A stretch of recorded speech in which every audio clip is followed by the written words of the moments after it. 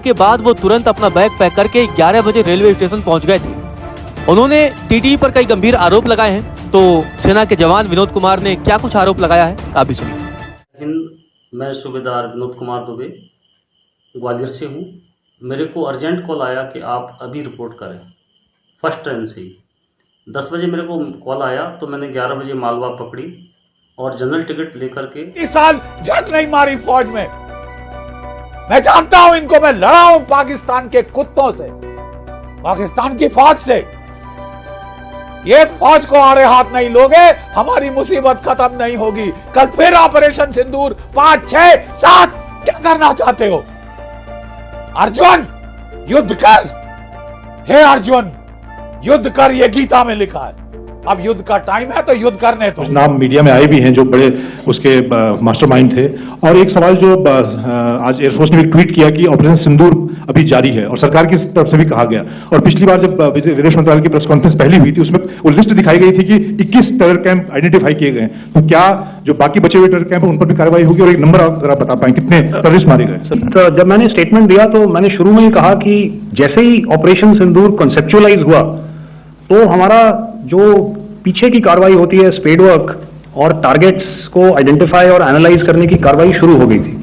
मैंने जब सैनिक भाइयों नमस्कार, जनरल बख्शी साहब ने क्या बता रहे जानकारी ले लेंगे। और जो टीटी ने जो ट्रेन में अपना सैनिकों के साथ किया हुआ, टीटी के लिए सस्पेंड किया हुआ है, उनको सजा होना बहुत जरूरी है। क्यों बताने से सैनिकों के लिए जो बुलाव आने के बाद वो इमरजेंसी जाना पड़ता है, उसी टाइम कोई रिजर्वेशन नहीं कर सकता है, लेकिन सैनिक कोई भी सीट में बैठकर ट्रेन में जा सकता है, एसी फर्स्ट क्लास में भी बैठकर जा सकता है।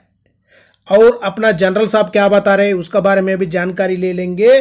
जो ऑपरेशन सिंदूर के बारे में क्या चला था, क्या है, पूरा जानकारी इस वीडियो में ले लेंगे। अभी हम चलेंगे जनरल बख्शी साहब क्या बता रहे हैं एक बार। Stop it. सुना, मैंने 37 साल झक नहीं मारी फौज में, मैं जानता हूं इनको, मैं लड़ा हूं पाकिस्तान के कुत्तों से, पाकिस्तान की फौज से। ये फौज को आड़े हाथ नहीं लोगे, हमारी मुसीबत खत्म नहीं होगी। कल फिर ऑपरेशन सिंदूर 5, 6, 7 क्या करना चाहते हो? अर्जुन युद्ध कर, हे अर्जुन युद्ध कर, ये गीता में लिखा है। अब युद्ध का टाइम है तो युद्ध करने दो। हम युद्ध नहीं चाहते, तुम नहीं चाहते, पाकिस्तान चाहता। वो मानेगा नहीं जब तक उसको युद्ध ना मिले और उतनी लात ना पड़े जब तक कि वो अंकल ना बोले, ठीक है? और मत डरो कि ये 1.5-2 पौए के बम चलाएगा, मत डरो, न डराओ अड़िसाओ, जब जाए लड़ो, निश्चय कर मन में जीत करो। बिल्कुल सही, ये टाइम आ गया है, ठीक है? You want to de-escalate, then escalate. Escalate to de-escalate. क्या नंबर्स कुछ बता सकते हैं कितने आतंकी मारे गए? कुछ नाम सरकार मतलब कुछ नाम मीडिया में आए भी हैं जो बड़े उसके मास्टरमाइंड थे।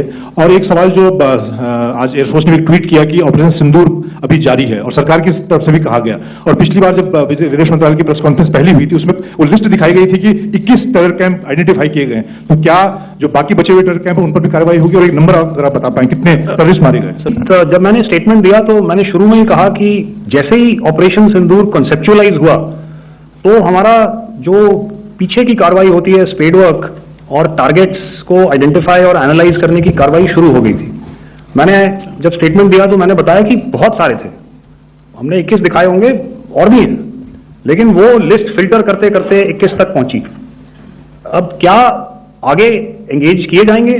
अगर जरूरत पड़ेगी तो जरूर एंगेज किए जाएंगे, लेकिन मैंने बताया कि इस समय जो इंट एजेंसीज ने हमें बताया कि फलाने कैंप में प्रेजेंस है, हमने उनको एंगेज किया।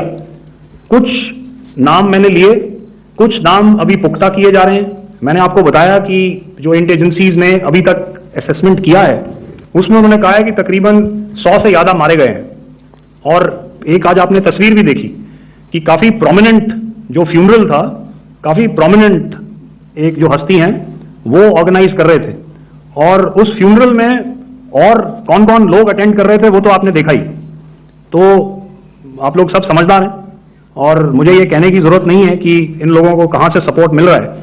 अगर नहीं मिल रहा होता तो ऑपरेशन सिंदूर नहीं होता। तो उसी की वजह से है ये ऑपरेशन। तो मेरे ख्याल से मैंने आपके सारे camps that you are now all familiar with, which were confirmed by our various intelligence agencies to be inhabited. Some of these were in POJK, while there were others that were located in the Punjab province in Pakistan. Nefarious places such as Muridke, the hub center of the Lashkar-e-Taiba, has over the years bred infamous characters such as Ajmal Kasab and the likes of David Headley. What followed was a careful scrutiny of each of these sinister locations, their layout, configuration, even the type of construction in each structure, and the terrain obtained around these. This was with an obvious intent to deduce and identify the exact vector that was required for their neutralization, as also the eyes in the sky that we would send up to ensure that we brought back evidence that we had indeed targeted what we set out to. The precise images of these engagements on that fateful and historical night have already been showcased during the first press statement on the 7th of May that was helmed by our Foreign Secretary. I have no doubt in my mind that we achieved total surprise, and those strikes across those 9 terror hubs left more than 100 terrorists killed, including high-value targets such as Yusuf Azhar, Abdul Malik Rauf, and Mudassir Ahmed, that were involved in the hijack of IC-814 and the Pulwama blast.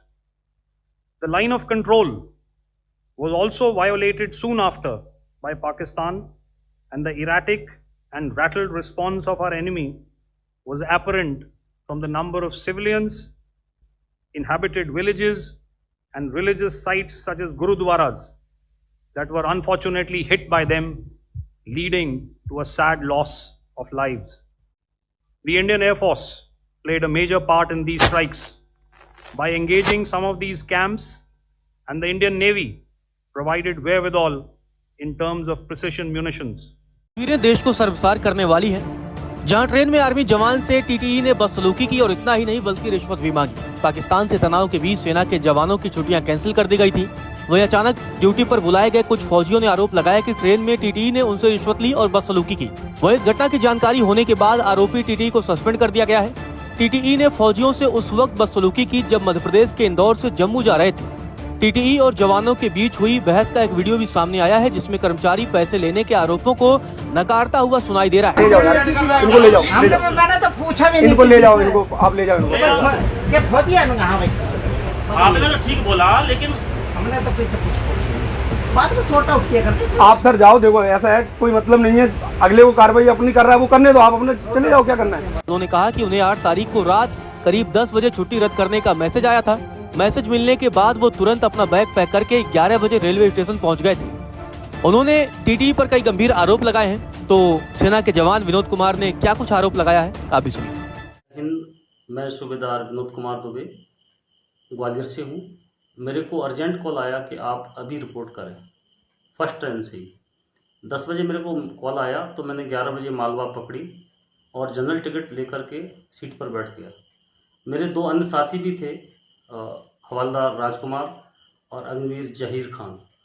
उन दोनों ने भी ticket लिए और वहाँ पर जो TT थे उस समय उनसे पूछा तो उन्होंने कहा कि S1 में 25, 28, 29 पर आप बैठ जाइए, आप अर्जेंट ड्यूटी जा रहे हैं, कोई बात नहीं। हमारा सफ़र अच्छी तरीके से गुजर रहा था ट्रेन में। जैसे ही हम सोनीपत और पानीपत के बीच में आए, टीटीई दलजीत सिंह आए और उन्होंने अग्निवीर से 300 रुपये की डिमांड की, जहीर खान से 150 रुपये में मामला सेटल हुआ। मैं गहरी निद्रा में सो रहा था और मेरे को जगाया टिकट, मैंने जनरल टिकट दिखाया। चूँकि मैं स्लीपर में था, मैंने अपना आई कार्ड भी दिखाया कि अर्जेंट कॉल आने के कारण मैं जा रहा हूँ, मेरा रिजर्वेशन 12 तारीख का है, लेकिन मुझे जल्दी जाना पड़ रहा है। वो नहीं माने और हमसे बदतमीजी की। बोले यहाँ से आप उठिए और जा कर के जो है जनरल क्लास में पहुंच जाए, इस ट्रेन के सबसे पीछे। और उन्होंने अभद्र भाषा का प्रयोग भी किया और उसके बाद पुनः वो हमसे झगड़ने के लिए आ गए और उन्होंने जो है अपने स्टाफ और जीआरपी को साथ लेके आए और जेल जाने की भेजने की धमकी देने लगे। हमने उनसे कहा कि ठीक है, हमें जेल भेज दीजिए, हम बॉर्डर की जगह जेल चले जाएंगे। उन्होंने फौजियों के अलावा सीआरपीएफ, बीएसएफ और लोगों से भी जो है 200 रुपये लिए। जो साधु महात्मा कुरुक्षेत्र के लिए जा रहे थे उनसे भी 200 रुपये। खबर है कि इसके बाद रेलवे ने आरोपी टीटी के खिलाफ कार्रवाई की है। प्राथमिक जांच में रेलवे ने टीटी की पहचान दिलजीत सिंह के रूप में हुई है, जो लुधियाना डिवीजन में तैनात है।